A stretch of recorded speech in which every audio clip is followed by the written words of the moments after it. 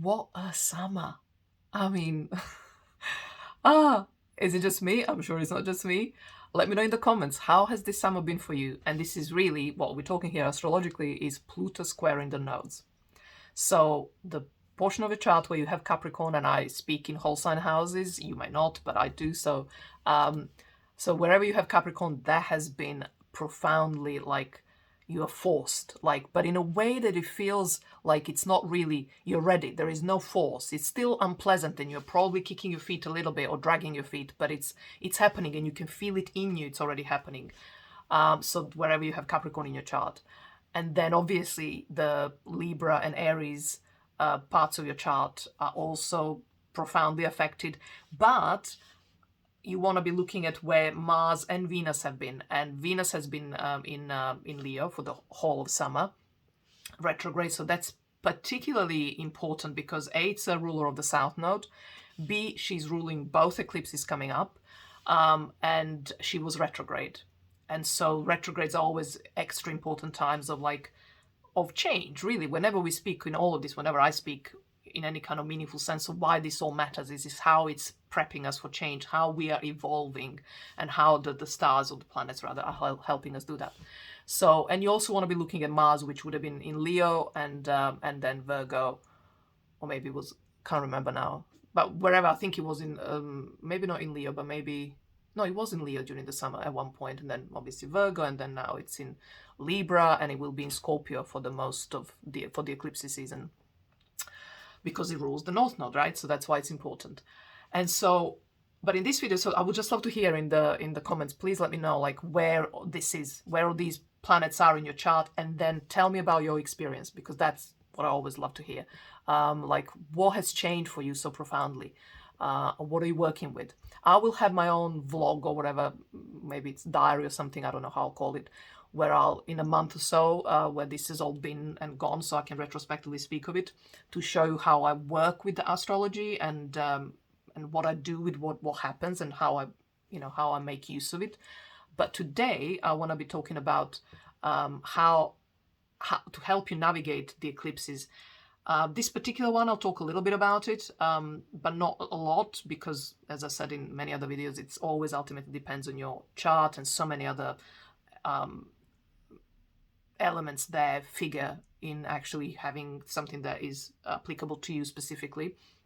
But you have a free PDF to download in my About section on this channel, to look at the houses and their meaning, to kind of deepen your understanding of where this is all happening for you.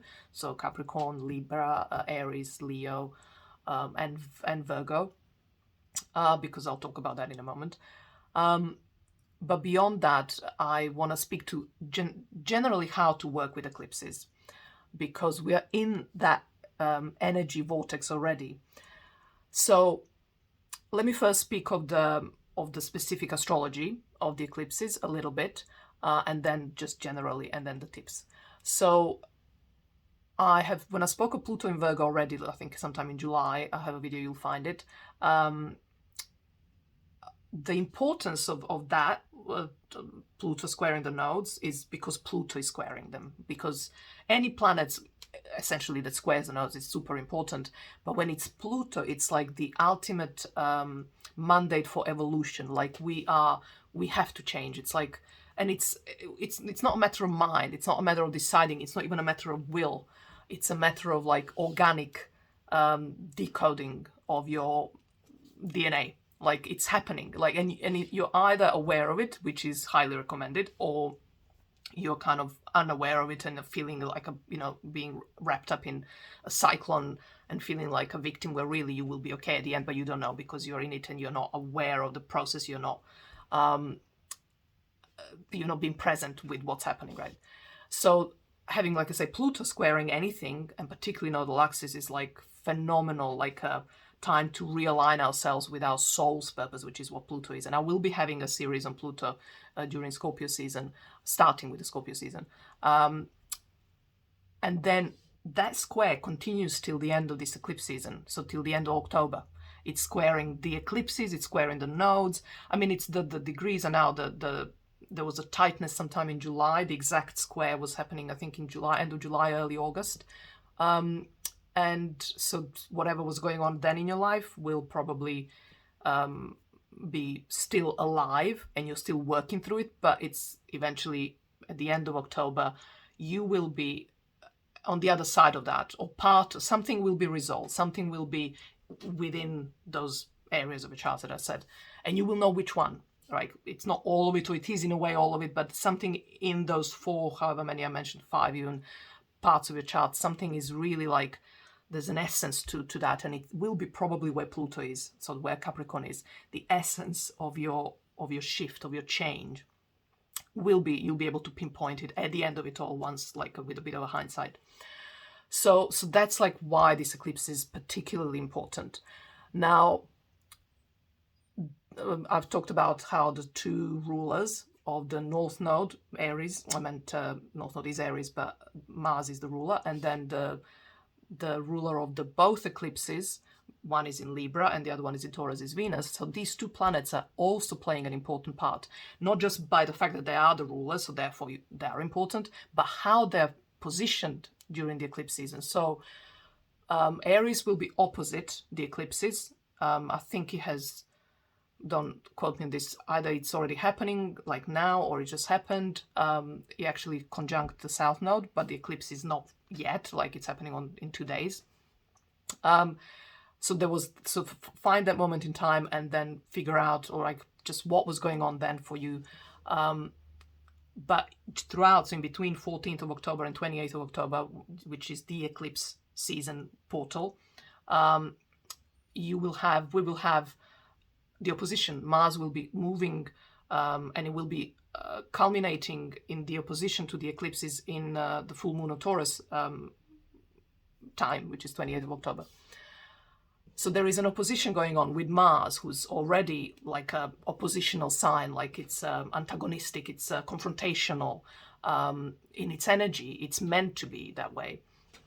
And then we have the other ruler, Venus, in Virgo throughout the eclipse portal. So between the 14th and the 28th of October, Venus is in Virgo. Now, Venus is not happy.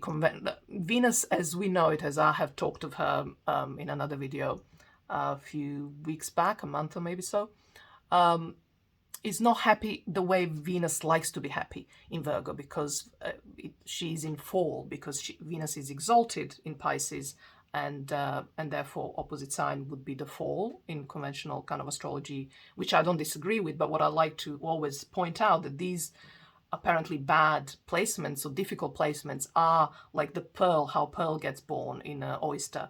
They give you, Venus experience difficulty in discomfort in Virgo and in Aries and in Scorpio. There are different kinds of difficulties or discomforts, but they are discomforts. She's not at home. She's quite away from home. So she's not comfortable, right? But it's exactly those discomforts that create a far wiser Venus than maybe when she's at home. Not that Venus at home, whether Libra or Taurus or in Pisces or whatever else is exalted, not the reason actually, there's only one exaltation, that she can't be evolved, but the impetus to evolve it's less, because there's no friction. So we can, but we have to then make an effort to evolve with these placements when they're easy at home planets, right? So that's the gift of Venus in Virgo throughout the eclipse portal, which is adding. So we have Pluto square, Mars opposition, and Venus is not happy. So 3 elements during the eclipse season are adding friction, adding tension to our lives, to the universe, right? To the energies of the universe. And so eclipses, by definition, I mean, I always think of astronomy kind of like in very non-scientific terms, so you'll have to forgive me and don't quote me on this.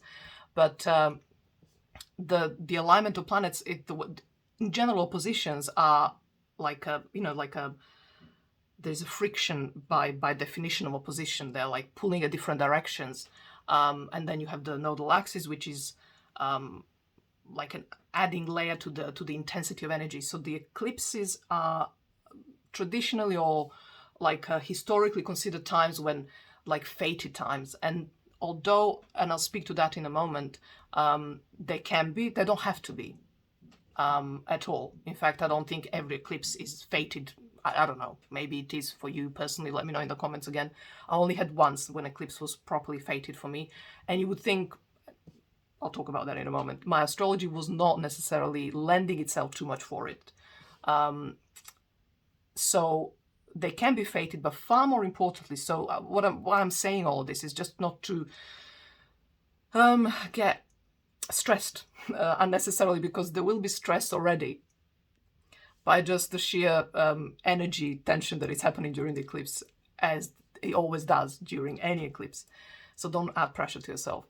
It doesn't have to be fated, but something always shifts, something always changes, something is not anymore. And that I can vouch, well, at least my own experience.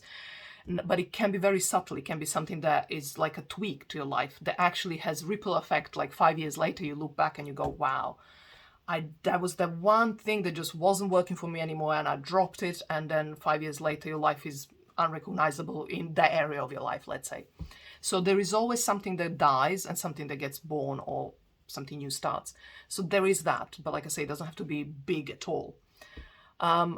But one thing that it's a fact is the intensity of energy. So everyone is on steroids. Like the energy is on steroids. So we as little humans on the Earth plane are like just supercharged. So as you know, I'm sure, look back on any eclipse period that, everyone was extra emotional, extra triggered, extra irritable, extra frustrated, angry, right? And this is Aries, right? And Libra, so it's very much relationships, and it's that pull and push between those two extremes, right? Of being a people pleaser, or being a complete, just like I don't care for you, kind of even violent energetically, or even physically, literally, kind of end of that spectrum of relating to each other. And how do we actually stay together, but we want to, but we can't, but we are then fighting for it. And yeah, you get the general gist of relationships and the dysfunction of them. So this is like ramped up. And so that's ultimately what you want to have in mind when it comes to eclipses, that everything is heightened, including you. So how do you navigate those energies? Because without adding to the tensions and the frictions and the discord and the fighting, how do you navigate? How do you move while feeling all of that? How do you move through that period of time without, like I said, adding to it? But also, and this is far more important, particularly because this eclipse is all about Pluto squaring it, and the two other planets that I mentioned, Mars being another, it's like a soldier of Pluto. And so watch my Scorpio season where I'll be talking about Pluto and Mars and Scorpio and the transformation and all of that, how the two play what roles the two play in it. But they are super important, both of them. So how do you navigate all that while also allowing for transformation to happen for you? And I say allow, I think that transformation happens even if we don't allow it. But the impetus or the wisdom is to stay present with the transformation, stay aware of it, or what's going on, so that you can, it's like it gives you wisdom, it gives you, it really evolves your consciousness. So it doesn't just change your life and improve it, although the improvement might not feel as an improvement to begin with, depending what it is, right? But it evolves your consciousness to stay present. The more you stay present throughout a struggle, throughout adversity, the more your core gets stronger, and you are less reactive to life in general, relationships, or just life. Like, oh, it's raining, my whole day is ruined. No, for example, so it doesn't have to be other people. So you have two objectives we all have two objectives during this eclipse season, is to navigate in a way that will not add conflict our way through the eclipse season, and at the same time allow for the transformation that we are due to happen. So here are my tips for that. First, let me talk astrology, just as a kind of like a framework, and then actual work, like what you actually need to do. So I'll be talking energies only at the end. So astrologically, you wanna look at, and this is what I meant when I said earlier that the only time that actually eclipse has changed my life completely, and it was for better, and it was difficult, but it was also great. It was to do with love and relationships. I just there wasn't really much going on in my chart. I mean, there was Venus retrograde in the sign of my south node, so there is that. But it wasn't there. It wasn't it wasn't actually reaching that degree. But that's what I mean when I say that you don't want to just get stuck on technicalities, even if it's not on the exact degree or close in orb to the degree of whatever planet it could be conjunct. If it's in the sign of your or whatever other planet you're looking at, right? That can be good enough. And so I remember thinking, why? When I looked back at that time, I was like, why? And then I realized one thing, for instance, that actually that the other person, it was for them. Their astrology was far more like affected. It was, if they were my client at the time, I would have possibly predicted, even though I don't like that word, but I would have maybe talked about potential change in their relationships. And so, but also karmically speaking and all that. And like I said, that the eclipse themselves were nowhere near anything to do with relationships in my own chart, right? And yet that completely eclipsed my life. And so my tip for you is and this is something I have learned for any other transit, which is that so the eclipse is a south node and north node, and that we have Sun and Moon playing on their axis, and then we have other planets, sometimes these and the others, whatever, right? But it's the Sun and Moon and the eclipse, the nodal axes. So I would look at your own chart and your own south node and north node, because my south node is my 5th house, so it's like that's where love and romantic relationships lie and live. And so, which essentially explained that shift back in 30 years ago, however many years ago, a bit less. So my tip for you is like, check your own south node and north node, as well as everything else I talked about a few minutes ago about where all these planets that are happening this time around this October, right, are. So check your own south node. So because our own south node, natal south node and north node are our own eclipses. I mean, we may have been born during the exact eclipse. If not, that is the axis where the eclipses were happening during the year of birth, or month at least, or however, wherever we are on the axis. So so check that as well. And people in your life, whether close people like husbands, wives, spouses, partners, lovers, friends, siblings, parents, children, whoever else, the chart of, look at them as well, because if they're being eclipsed, that will affect you. And if something major happens in their life, it might be therefore will be happening to you too in some way, right? You will be affected. So look at your nodal axis and you look at that chart. So the eclipse this October might be far more significant on that chart. Therefore, it will probably affect you too. I did talk about, I'll just quickly remind you here. So the other tip is like to look at obviously where the eclipse is, like this particular one. So Taurus, Libra, then North Node Aries, and then we have Pluto in Capricorn. Also look at where you have Virgo, because that's where Venus is going to be during the whole eclipse season. And then Mars will be in Scorpio, but also in Libra, end of Libra. So I would look at those areas of your charts. Obviously look at your own chart. So that's another tip.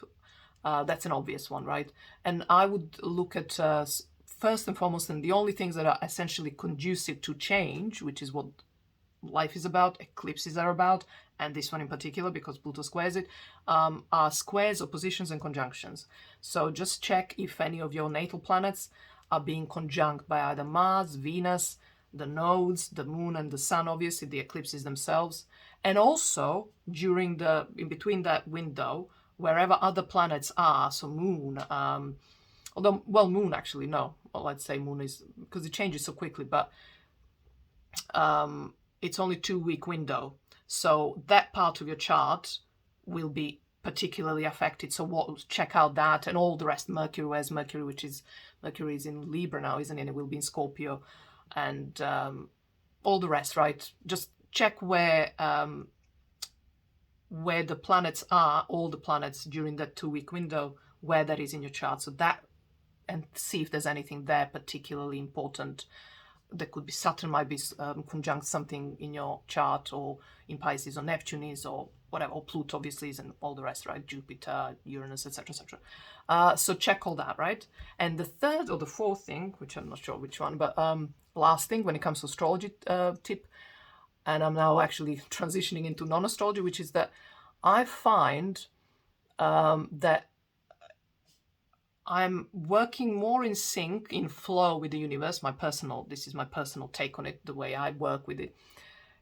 And when I share my own experience of this summer and this eclipse season in near future, you will see that, is that as much as I'm always aware of my astrology and what's going on, what transits I'm going through, I ultimately find over and over again, and sometimes I therefore deliberately don't even check my transit, because it's my life that determines my astrology, meaning my life experiences are what then sends me to, and whatever I'm experiencing, challenges I'm experiencing, which is the times you want to help and you therefore go to your chart, that with my challenges I go to my chart, and that informs what transits are actually firing up in my chart.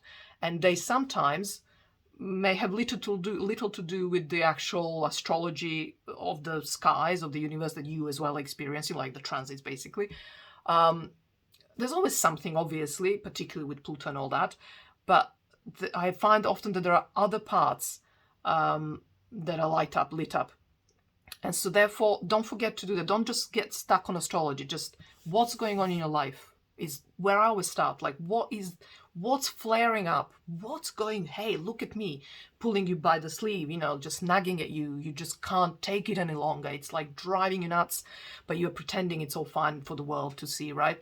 That's your face, facing the world. But inside, you're just like, you are so sick of it, or you're just so terrified of it, or you're so whatever. Insert any intense, deeply uncomfortable emotion, i.e. Pluto, essentially.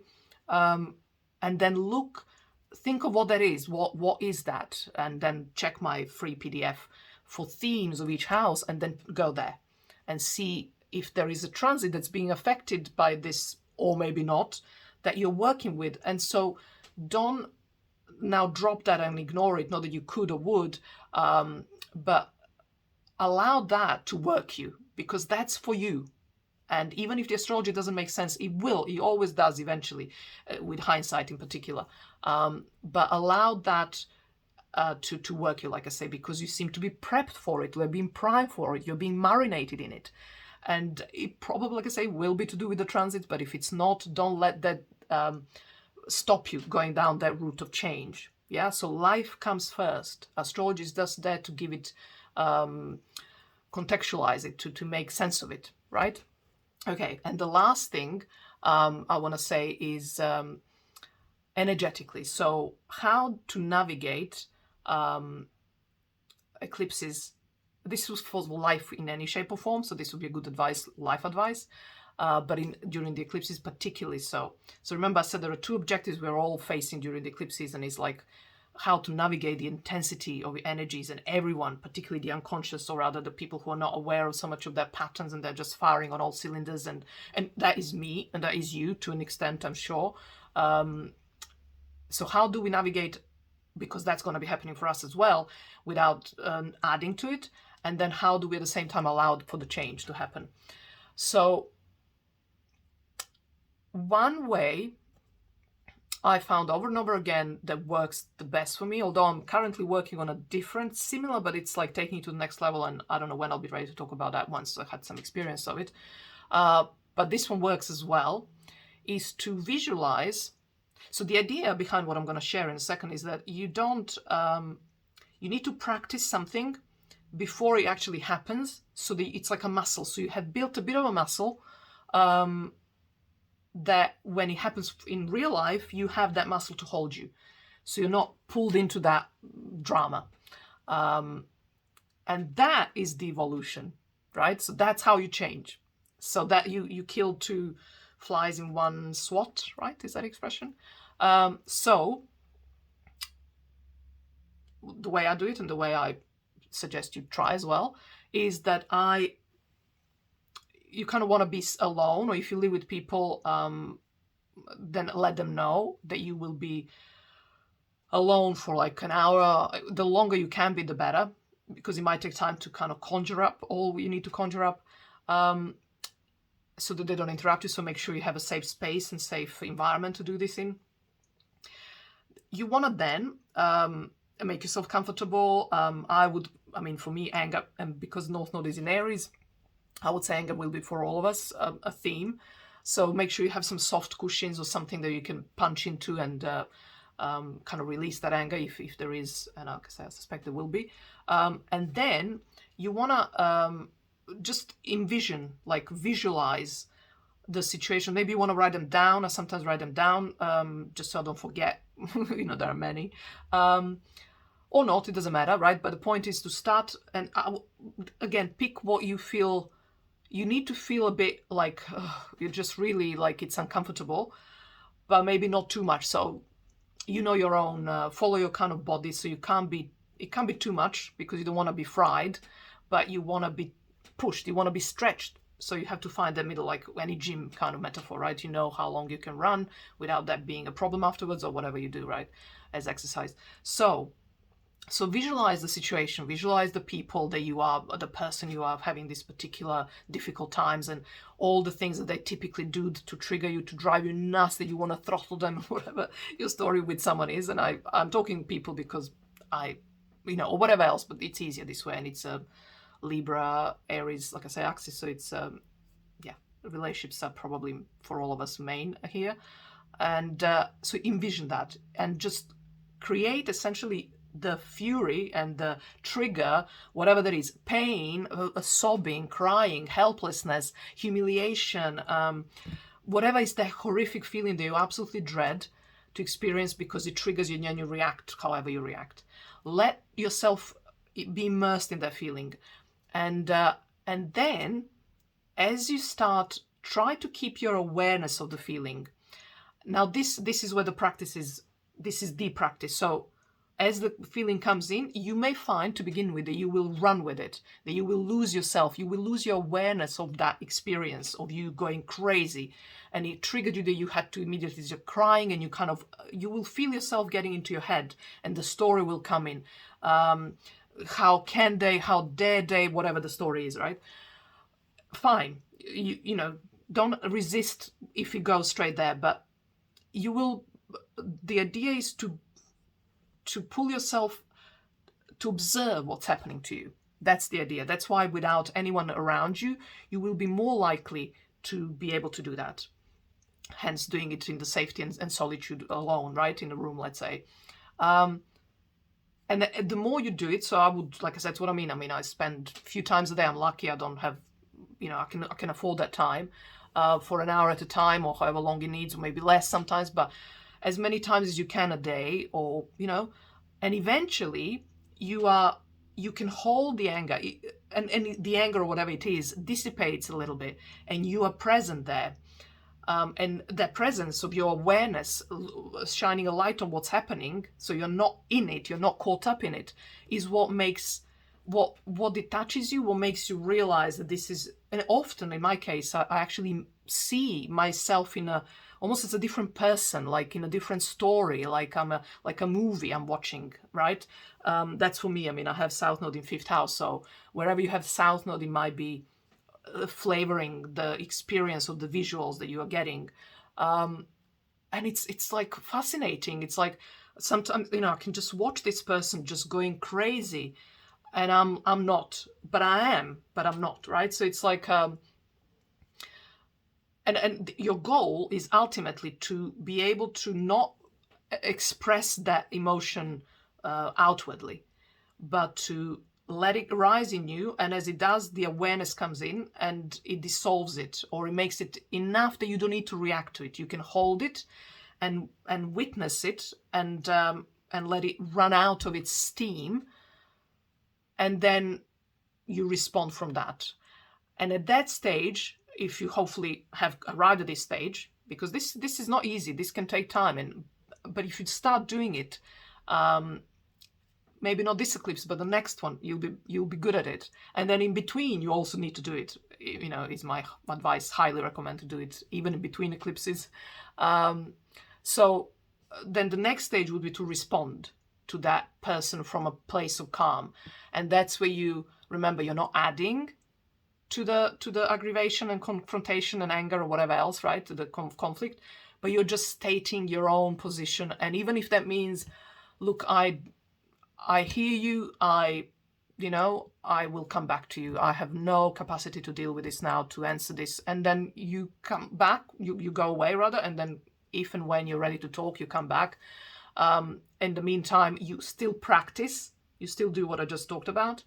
And then there'll come a time when you will have something to say, because depending on what it is, there might really not be words, because it's ultimately all about you, or us, all about me. All that experience that I have now described, how to handle, how to process all those energies in you that are being triggered by this other person or these other people or whatever else triggers you, is all about you. So there may really be nothing to be said to the other person except for to say, can I need time to process this, I don't know what to say at this point, I have no capacity, or think of a language that speaks naturally, that is your own. This is my language.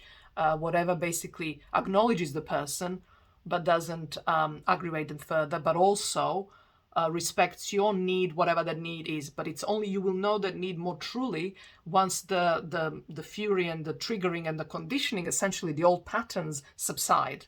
The truth of your response will be clearer. It might still not be fully clear. This is intense work, so please also don't beat yourself up if you can't. But if you have the desire to navigate yourself in general through relationships that are difficult and triggering, this is a practice that should become your daily practice, or weekly practice at least, and during this eclipse in particular. And on that note, I wish you all the best. Please note below. Tell me how this is gone for you, how it's going, and I see you next week.